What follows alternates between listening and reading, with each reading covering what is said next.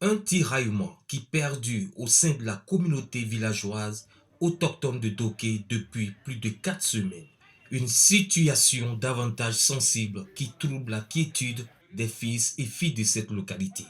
De quoi est-il question exactement? C'est une affaire de chien enragé. On se plaint parce qu'on a envie de se plaindre. Parce que quand tu poses des préoccupations à un individu, il faut écouter ses réponses et puis apporter des preuves contradictoires. Mais on ne fait pas des confirmations gratuites pour dire non, il a reçu l'argent après quand le bâtiment est achevé. Mais d'où j'ai pris l'argent pour faire le bâtiment? On ne répond pas. Cette question-là, personne ne la pose. Où il a pris l'argent pour faire le bâtiment? Quand vous regardez ce bâtiment qui est là, est-ce que c'est un coût de 4 millions? C'est faux. C'est quand on a reçu les 5 millions qu'on a achevé le bâtiment. Et c'est avec cet argent, nous avons construit les 2 classes en bois qui sont à l'école. Quand il reconnaît qu'on a fait la classe en 2018, mais d'où on a pris cet argent pour construire les classes? D'où on a pris de l'argent pour payer la place du collège? Il reconnaît ces dépenses-là. Mais et le reste, où c'est parti? Il dit que le chef a promis devant les gens qu'il a gardé les 4 millions 100 000. C'est faux. Je n'ai jamais dit ça. Les parents du village, il les a motivés pour dire que le chef a détourné l'argent, pendant que j'avais encore le chèque en main. Mais je ne peux pas le convaincre, je n'ai pas les mots pour le convaincre. Je suis désolé, je n'ai pas les mots pour le convaincre. Je lui ai proposé en plus, s'il n'est pas satisfait, qu'il saisisse le tribunal. Comme ça, c'est plus sage. Quand on n'est pas content d'un fait, on saisit le tribunal. Mais ce n'est pas la peine de faire du scandale dans le village.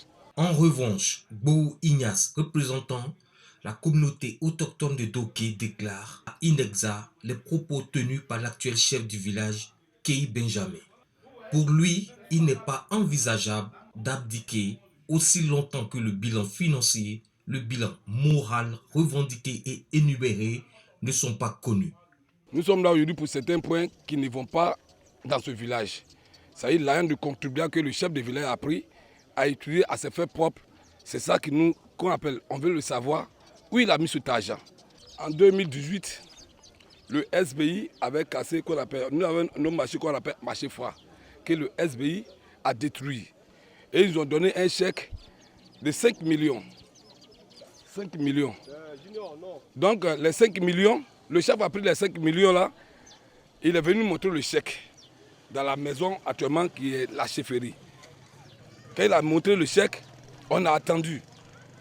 Quand les gars ont reçu l'argent en 2019, depuis là le chef, il ne vient pas nous montrer l'argent. C'est ainsi, on allait saisir qu'on appelle nos mutuelles de ce village, le repreneur de la mutuelle.